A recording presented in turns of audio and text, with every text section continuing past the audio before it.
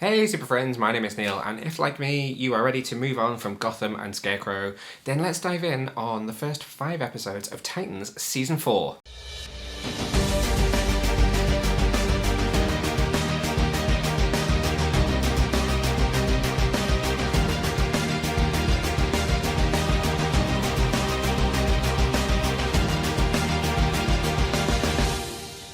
Before I get into it, if you really like this video, then please make sure to give it a thumbs up. And if you're really interested, then why not subscribe to our channel? We've got interviews with the casts of Titans and Doom Patrol from New York Comic Con this year, as well as plenty of podcasts and other fun stuff for you to check out. So just go hit that subscribe button. And if you want to check out my written review of the show, then head over to our website, which is www.getyourcomiccon.co.uk. Now, I have to remember, and I'm so bad at doing this, but before I start, I have to remember to say that this is going to be my spoiler-free thoughts. I'm going to keep this as spoiler-free as possible. If I feel like I'm about to dip into spoiler territory, I will give you a warning, but for the most part, we are going to keep it very, very light in terms of any plot points from what I have seen in the first 5 episodes of Titans Season 4. Just to recap, this season is being split into 2 halves. Both of them are going to be 6 episodes.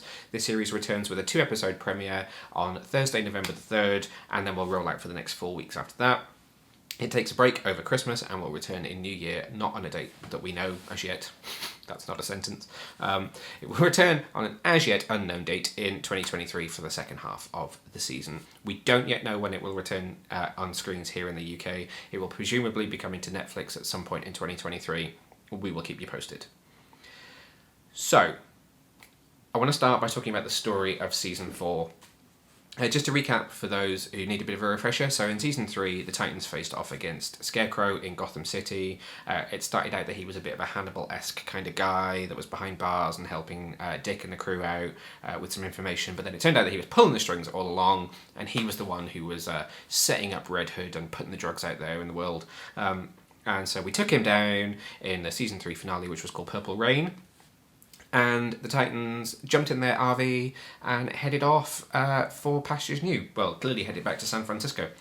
Unfortunately, they didn't quite get there. So in a clip that you will have seen from New York Comic Con, they end up in Metropolis. Now, I don't want to dive too much into the reasons how and why they end up in Metropolis. There is a story point for it, which is mentioned in the synopsis for the Season 4 opener, which is called Lex Luthor, by the way. But for reasons that are explained, they end up in Metropolis, they end up at Star Labs, and that is the impetus for much of what happens in this season. They are going to hang around in Metropolis for what appears to be at least the entire of the first half. I'm going to guess that they're going to hang around for the second half, but we'll have to wait and see. And that offers the chance for the show to do something a little bit different. So Gotham was very, very dark, as we all know what Gotham is like. It is a horrible place, and that was a very dark season. It was a very dark storyline, and they dealt with some very serious issues while they were there. Whereas Metropolis is a city which is very glass, very shiny, very bright, very sunny, and very hopeful, because it is the city of the Man of Steel, no less. And that is something which you will feel right across Season 4. Absolutely, for sure. The whole thing is just rejuvenated, and I know I said in my review of Season 3 that it was some of the series' best writing, but I feel like they have stepped up again, and that Season 4 is even more well written than Season 3. I do feel like Season 3 took its foot off the gas a little bit, somewhere in the middle, but with a show that has a big writer's room and a huge ensemble cast, it is difficult to maintain that level of pacing all the way through, particularly in a 12-13 episode season. The thing that stands out the most for me in these 5 episodes that I've seen is just how consistent it is. So, pacing-wise, how well balanced it is, how everyone has their own individual things going on that all weave their way in and out of what's going on in the main narrative. It is all going on this season, and it's all really well done. How do I want to attack this? So, it's a very mystical, magical storyline, which is something a little bit different. It does touch on things that we've seen in Season 1. There are aspects which I'll come to in just a second, which will kind of circle the story back around to things that were happening in Season 1. But we're not dealing with the kind of Bat Family villain, we're not dealing with an alien threat, we are dealing very much with something mystical and very magical, and that throws some interesting obstacles at the Titans, particularly for Dick. because he seems to have an issue dealing with the magical side of the DCU and kind of reconciling that and understanding that there are things such as good magic and bad magic, and that's something that I want to touch on in just a second.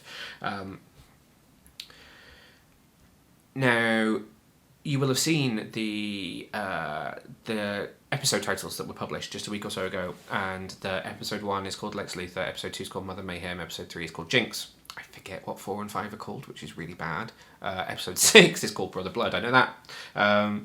And what you find, more so than in other seasons, is there is a huge narrative thrust that goes through at least those first 3 episodes. It slows down a little in 4 and 5, and I presume, I have not seen 6 yet, but it's going to pick up massively at that point.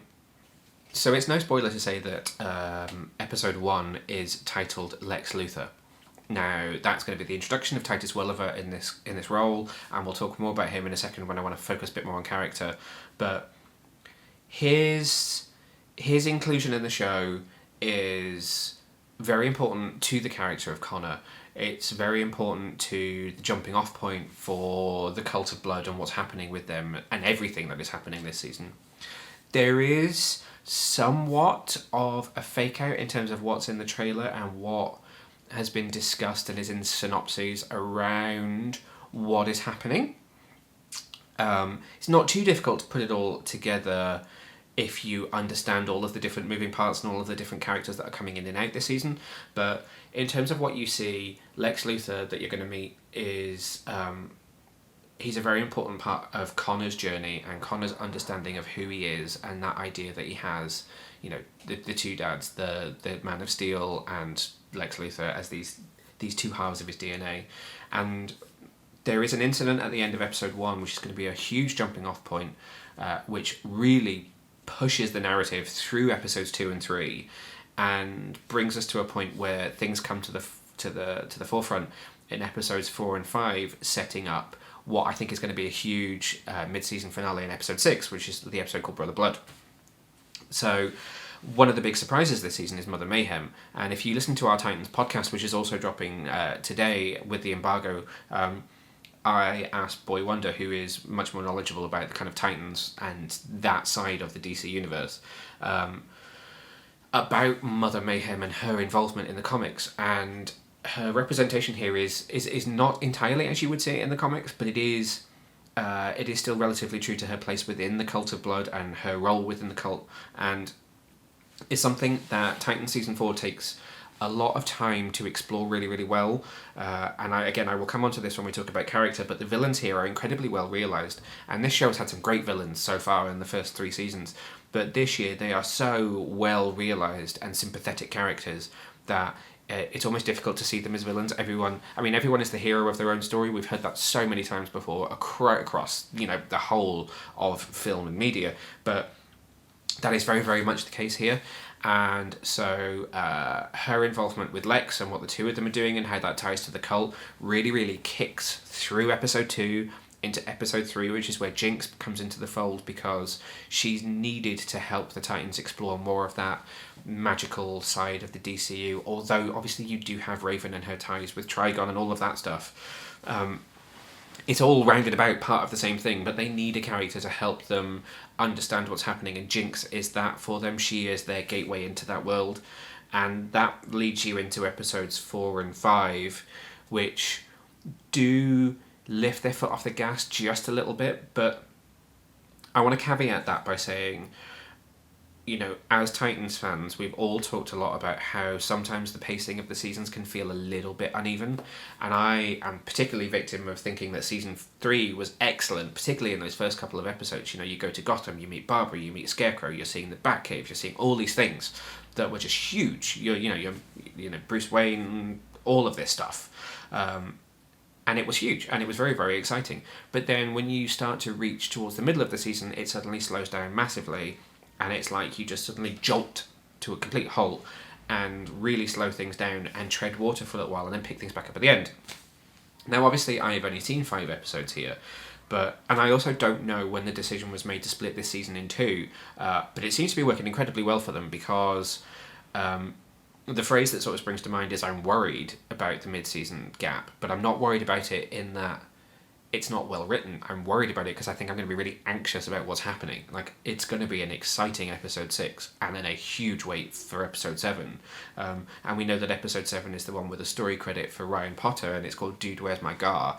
And that's going to explore some of his origin story, and that's something that he talked about in our interview from New York Comic Con, which you can go and check out and is part of the podcast. But there's going to be this huge chasm over Christmas and New Year where we're all going to be left wondering what Brother Blood is going to do once his character is fully realised. And that's really well written for Titans. I mean, we've never had a mid-season gap like that before. And the way it's structured is working really, really well from what I have seen so far. But that being said, episodes 4 and 5 do slow down slightly, and they slow down for a very specific reason. It's not just that the writing is, the writers have run out of gas or something.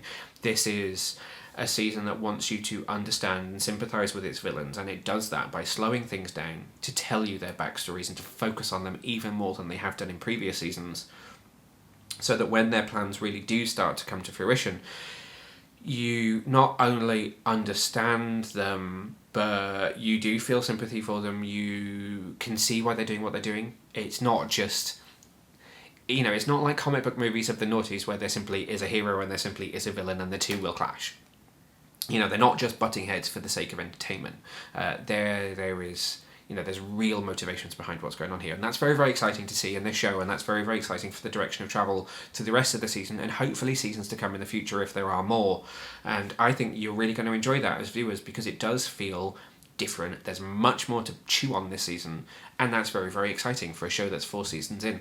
It's picking up momentum as it goes. It's improving every season. It's not a show that has started really well out of the gate and it is just sort of tailing off as it goes, which I'm very, very excited by. So all credit to the writers for the work that they've done so far this season, because it is excellent.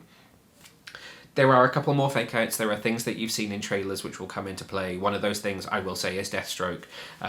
We don't know the context to his return yet. I have now seen that. I understand it.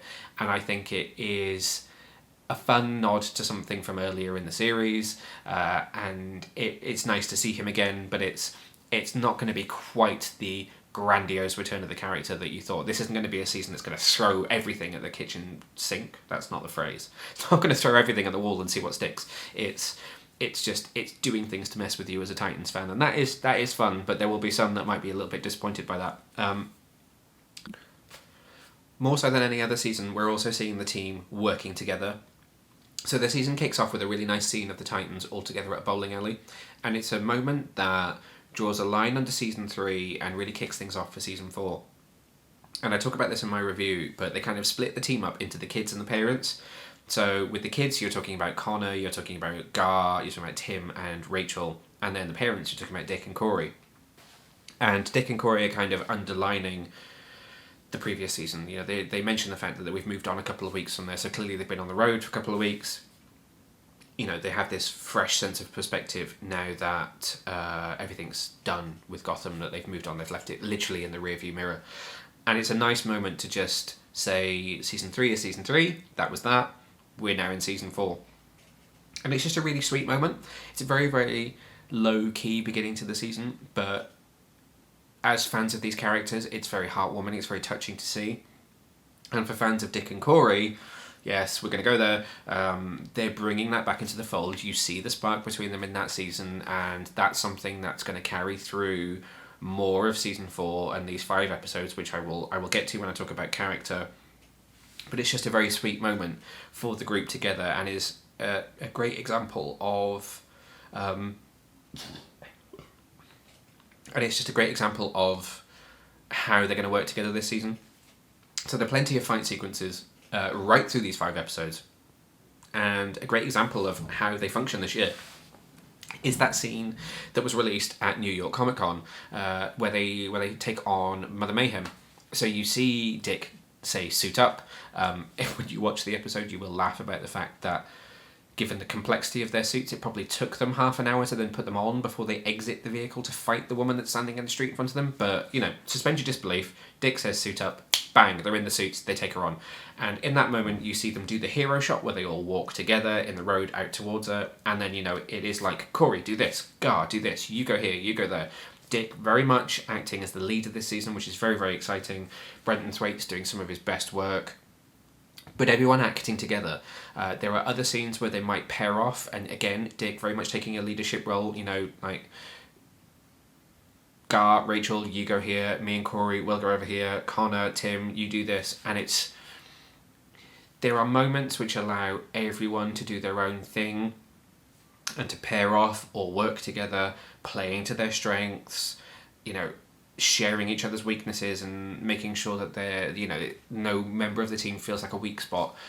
They're functioning so well. It's really great to see them function this well, and it's something that we saw a little bit of in season 3. You had the moment where Hawk, Dove, Starfire, and Nightwing all went on a mission together. You had the opening scene where they were taking on Gizmo, where everyone had that moment and it was like a big group fight scene, sort of Arrowverse style. And that was really just an example of what they were capable of. Here we're really seeing it put into action right throughout the 5 episodes that I have seen. There are moments in every episode for everyone to shine. I cannot stress that enough. And that is the most exciting part of season 4. And I really can't wait for you to see it, because I think you're all going to love that and the way that works so well together. Part of that, and I'm going to kind of transition now from talking about story to talking about character, is the fact that everyone has something to do. And I did just touch on that, but even more so than ever before, everyone does have something to do this season. And yes, that means Gar. So let's talk about him first. Ryan Potter, really lovely actor, great guy. It was so nice to interview him at New York Comic Con.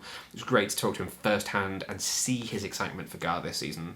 We were all worried at one point that he may not have been back, or that he may have been back briefly and then written out of the show. But you could see from his excitement at New York Comic Con just how much, not only does the character mean to him, but how much he clearly had been given to do this year. So he has the super suit. We all saw the reveal at New York Comic Con, and going to Star Labs is part of the reason why that suit exists and why that's there, and it's all very wonderful and very superhero-y. But more so than that, he, right from the outset, is shifted from the sort of periphery right into the middle of things. He's in the action, he's in fight sequences, he's taking point on certain things. He, in episode 5, you're all going to love a scene that he has with Jinx, and a decision which he makes, which maybe pushes his powers a little bit far, but is him absolutely stepping up, taking charge, being the hero, and then doing the thing that Gar would do in that scenario, which is absolutely reveling in his own heroics. And that is something which is really nice to see, and really, again, it drives home the point that this is the most balanced season between those core characters. Corey has stuff going on, Dick has stuff going on, Connor has so much going on, Rachel has stuff going on. There is a scene for her, there's a lot for her that I can't talk about because it's tied to the Cult of Blood, and I do wonder whether we might see Trigon again this season, which I'm not spoiling something, I'm not saying that and secretly going, hee, I know he's in it. I have not seen him, but I have a feeling he might crop up again. But outside of that side of her character and her relationship with Sebastian Sanger, aka Brother Blood, that we'll get to in just a second, she also has a moment to be the hero. Very much this show has been, this is the team, Dick is the hero, everyone backs him up, Corey is the hero and everyone backs her up. Those two are out front and centre. This is really everyone together. I'm laughing because it's just made me think of a scene where Rachel talks about Titans merchandising. Not going to spoil that. Very wonderful moment. But she has a moment in episode 3, the Jinx episode, where things start to kind of piece together in terms of what the cult is doing, and some of what they are doing.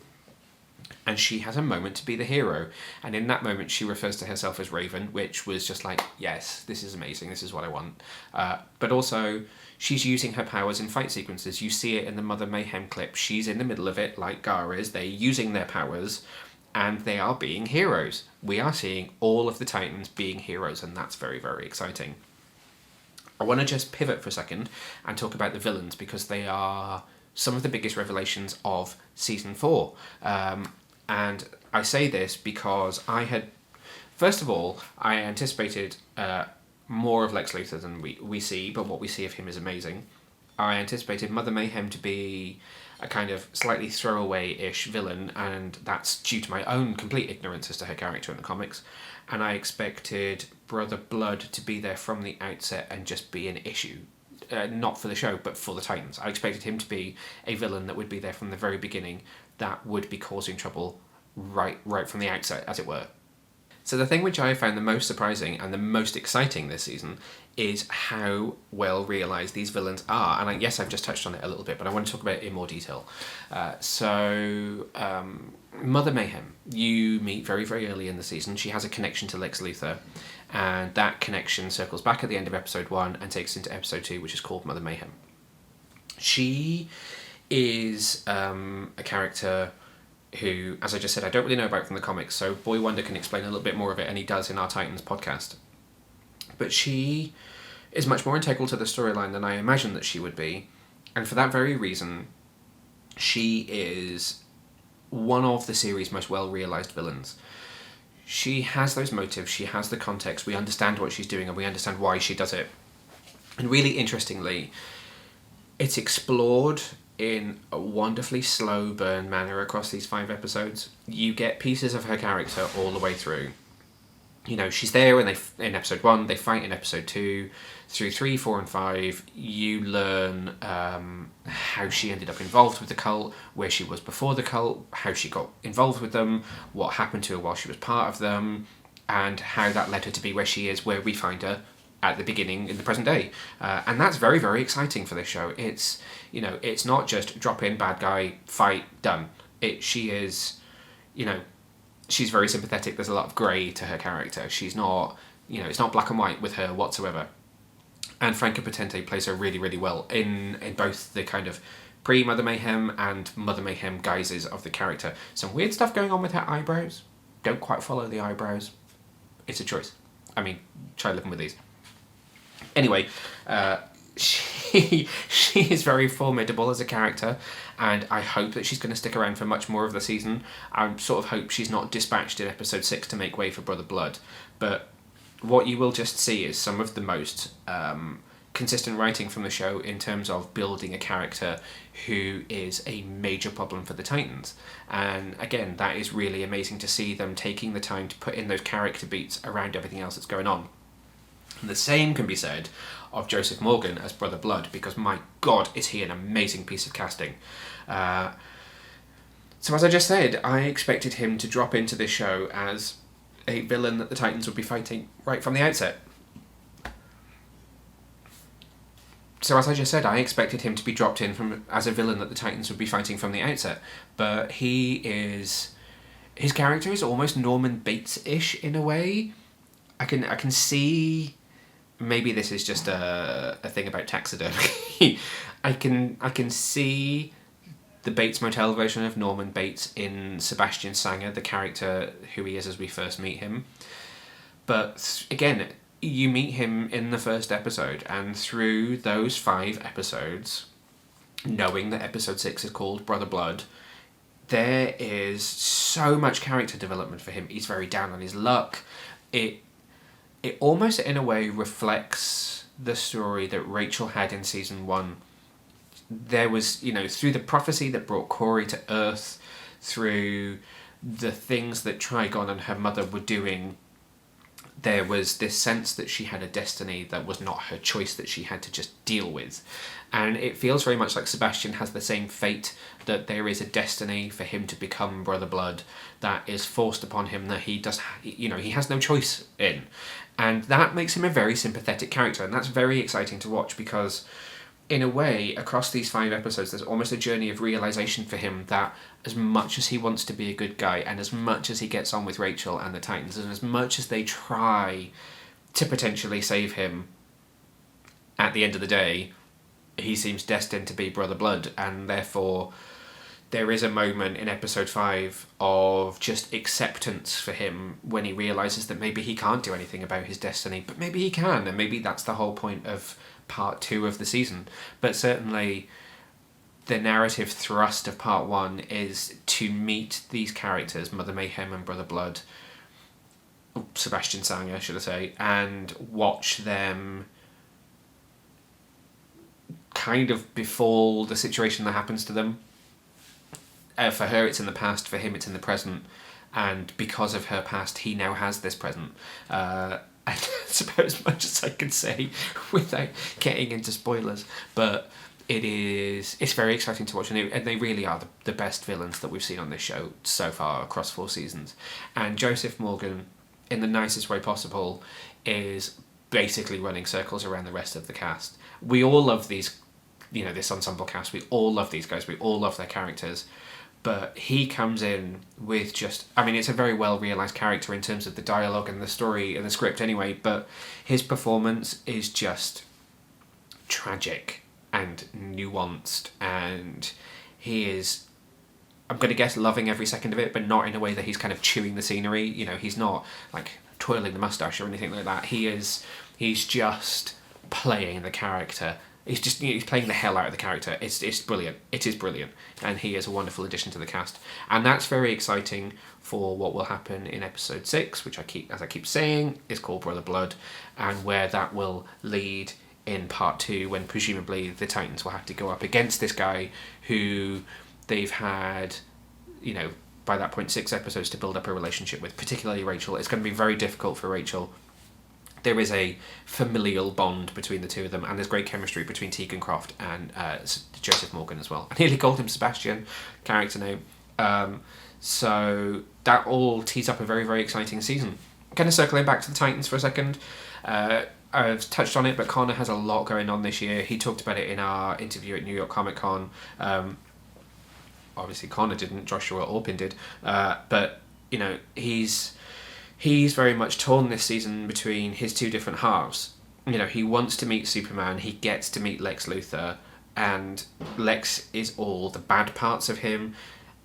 Superman, Clark, Cal, whatever you want to call him, is all of those amazing, bright, shiny, happy, hopeful parts of him, and something that he needs to learn and hasn't yet learned through the episodes that I've seen is that he has a choice about which one of those he wants to be. It goes back to this idea of good magic, bad magic that's kind of a recurring theme in the early episodes, but he has good parts and bad parts. He doesn't have to be the bad parts. He can choose to be the good parts. The good parts aren't in control, the bad parts aren't in control. It's who he wants to be as a person, and I think he's going to explore some of that through the rest of this season, which is going to be really, really exciting to see. And it's nice to get Joshua Orpin not just in the action and not just the kind of fish out of water, but actually getting to see him, now that he's an adolescent, however old he is in the show, doing some more emotional work. It's really, really great for him. Dick and Corey fans, there is a wonderful moment in episode 5 that calls back to something that we saw in the finale of season 3. I'm not going to say any more about that, but it's going to be wonderful for those of you who are fans of their relationship. Corey has some stuff going on which still has ties to Tamaran, which is quite interesting, and that again brings in the name Trigon and makes me wonder whether there's more going on there that we might see further down the line. She has some amazing fight sequences, and Anna Jope is just as badass as she has always been in this show, but even more so. There's a sequence that I want you all to watch out for in episode 1 where Corey is behind one of the other characters just doing a badass fight sequence in the corridor. She's just beating some guys up. It's awesome. She gets a couple of great fight sequences this season. I've already talked about the fact that Rachel's using her powers in fight scenes more. That moment where she actually calls herself Raven is part of an overall heroic moment for her, which is really exciting to watch. Dick has an interesting journey which is tied to Jinx, so we'll talk about Jinx in just a second. But Dick is, as I've kind of said, struggling to deal with the magic side of the DC universe, and it seems he has a history with Jinx, which is, I said drinks. It seems he has a history with Jinx, which is why he calls her in, why he brings her into the fold for this, and she helps him sort of toe the line between the magic and the normal. I mean, this is a guy who last season died and went into a Lazarus pit, so it seems odd that there are still things that he struggles to rationalise, but Jinx is a character who helps him rationalise that. So very much this season is, I don't want to say he's taking a backseat because he absolutely is not taking a backseat, but he is he is there, he's the functioning leader, he's pushing the story forwards, he's helping the team to work to understand and kind of decrypt this mystery and solve the problem. And so it's very much just Dick at his most high level functioning, running the show, being the leader, which is great to see. Absolutely wonderful to see. And plenty of opportunities for him to put the Nightwing suit on, which is what we all want. So he is awesome, as always. Let's just touch on Tim Drake for a second. So in episode 1, when they reach Star Labs, Tim meets the lead scientist, who's kind of their liaison. He's sort of the tech support guy for this season so far. His name is Bernard. So if you are a fan of Tim from the comics, you will probably instantly go, Bernard. And yes, it is exactly what you think it is. There is a moment in episode 1 which I find quite clunky. It's probably the most clunkiest moment in the season. After the Titans have been to Star Labs, it's in the clip, the Lex Luthor clip that has been released from New York Comic Con, where Tim is using a bow staff which he mentions was given to him by Bernard from Star Labs, and he kind of asks Connor to take a picture of him with it because he wants to send it to that guy being Bernard. And Rachel goes, ooh, that guy. And it's like, if you're a comic book fan, you know what the introduction of a character named Bernard is signposting. It didn't necessarily need to be mentioned in quite such a clunky manner as to just immediately go, oh, there's something romantic that's going to happen between these two characters. That didn't need to happen. What I'm really proud of the show to say, and really happy to say, is that when it circles back in episodes 4 and 5, when they're kind of all back together again at Star Labs, is that it's much more organic and it's much more natural, which is great because it means that these characters circle each other in a much more natural manner, and both James Scully and Jay Lycurgo play it really, really well. It's some great material for Jay to work with, and it's nice to see Tim defining himself as a character. He was very much a Bat fan who was just eager to be part of the Titans in season 3, and in season 4, although he still has that eagerness and he wants to train and he's got his weapon and he wants to learn and he wants a costume, he is still a human being and he has some emotional development, and that's very important. It's very important that all of them have emotional development this season, and it's all really well done, and again mixes itself in and out of the main narrative. Likewise, the stuff that's happening with Gar and how that ties with Jinx is great. They have a wonderful moment together in episode 5, and I think she's really going to be a great conduit for him to explore some of his past through particularly that episode 7 that we know he's co-written, that's going to explore some of his origins. So that's all very, very exciting stuff for all of the characters this season. Coming back to Jinx, another character that I want to touch, well, kind of the final character that I want to touch on, because otherwise we're going to end up in really major spoiler territory. Jinx is a wonderful addition to the team this year. Laura does a wonderful job. I skipped over her surname because I do a really bad job of saying it, and that's a really horrible thing to say, but I don't want to get it wrong. She is a really brilliant actress. She is wonderful in that role. I have yet to see if I've seen her in anything else, and I've yet to Google and kind of read any more about her, but I wonder if she is British. I do not know. Her accent is great. She is... It goes with the name. She is a bit of a kind of wild card character who comes bounding into this season, who just is a breath of fresh air. She has history with Dick. She causes a little trouble between Dick and Corey, but in a sort of amusing and quite touching manner. She mentions the name of a mythical character from the Justice League Dark one too many times for me not to think that character might show up later this season, which is very, very exciting. She is so steeped in the mystical version of the DCU that it's the perfect character to bring in to help the rest of the team understand the Cult of Blood and what's happening. And so she's introduced in episode 3. She's a key player in episodes 4 and 5 after that, and it seems like she'll be sticking around at least probably until the back half of the season. So she's really one to watch. She's a very exciting character to have mixed in with the Titans, and not in a way like we were in season 2 where we had this huge team where there just wasn't enough time for everyone to have a story. It seems like she's folded in really, really well and is balancing with everyone else, which is very exciting to see. I just want to wrap up by talking a little bit about the production. So I sort of touched on the fact that there's lots of fight sequences and chances for everyone to get part of the action. That really is as well balanced as the story. There are chances for everyone to suit up across the 5 episodes, which is very exciting.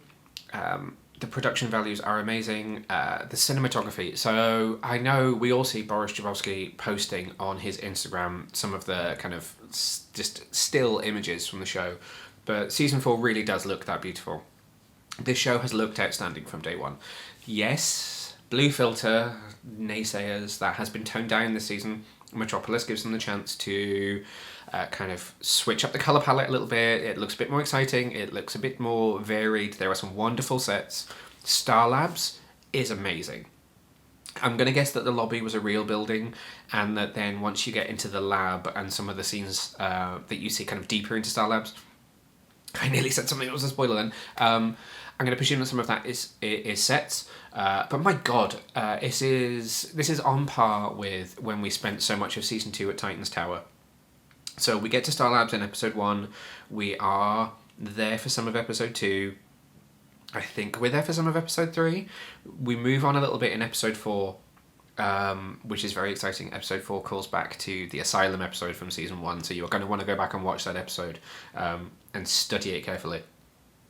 But then in episode 5, if you're a Star Trek fan out there, or if you are aware of kind of Star Trek and some of its tropes, episode 5 is a kind of ship in a bottle episode, and we are very much spending almost the entire episode within Star Labs, and that calls on a lot of action in those sets, and so it looks stunning. There are readouts with little Kryptonian symbols, and you see like metahuman things flying by on screens. There's a lot to see. There's a lot of Easter eggs like this show does like to pack in. Think back to last season when we went into the Batcave for the first time, and it was like, oh, there's the penny, and there is, you know, like Harley Quinn's mallet, all that kind of stuff. There were moments like that when you go into Star Labs that you're going to want to look at very close and see what's going on. But the set design is just absolutely exquisite. And the 5 episodes that I've seen are mostly finished, but not all finished. So I think episodes 1, 2, and 3 were completely done, locked in, picture locked, everything. But 4 and 5 have some temp VFX and some temp colouring.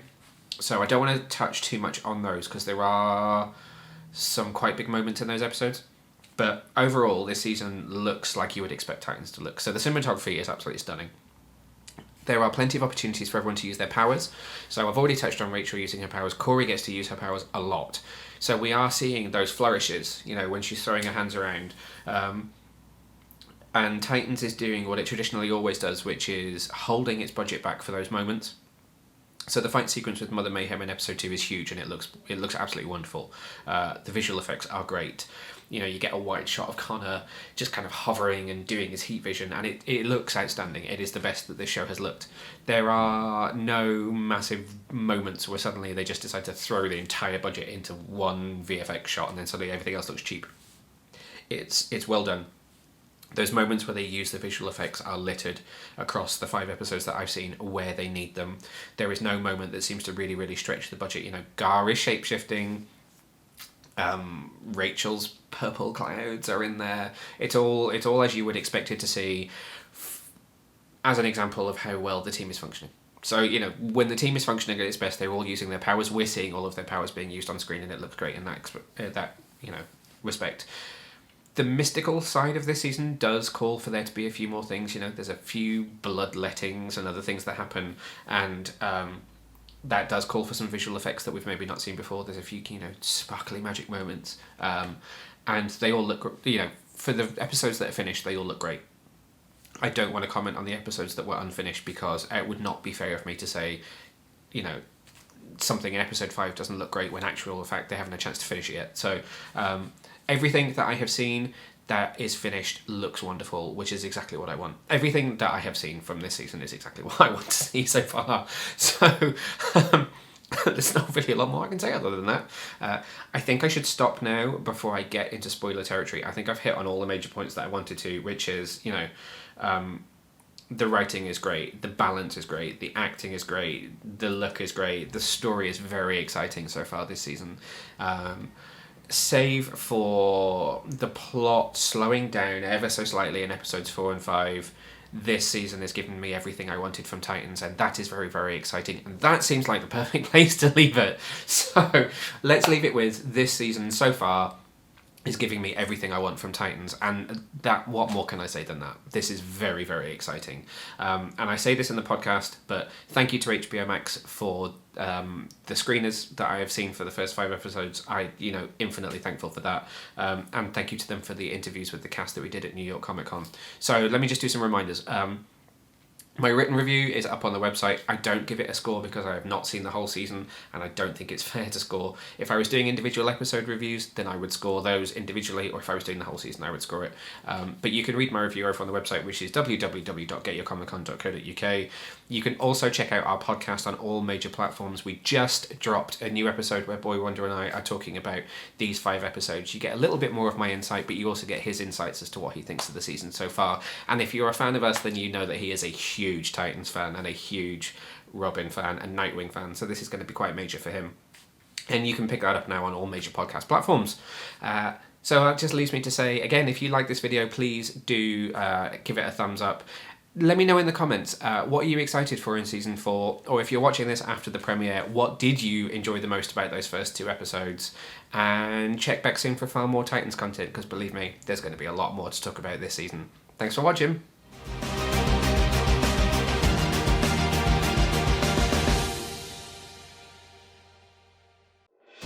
Thanks for watching, Super Friends. If you enjoyed this video, then make sure to hit the subscribe button just down below and hit the bell so that you can get notified whenever we release brand new videos. In fact, there's 2 more waiting for you to watch right here below. So what are you waiting for? Why not click play?